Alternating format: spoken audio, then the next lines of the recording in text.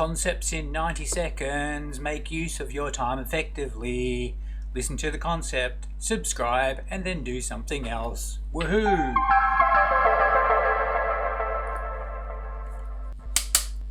Welcome to another Concepts in 90 seconds video. What is quality control? Quality control is a reactive system of maintaining standards in manufactured products by testing a sample of the output against a specification.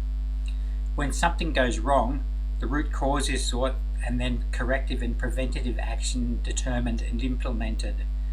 This means that quality assurance is a reactive process. Think of a stage 4 lockdown for a pandemic. That's pretty much doing something once the shit's hit the fan.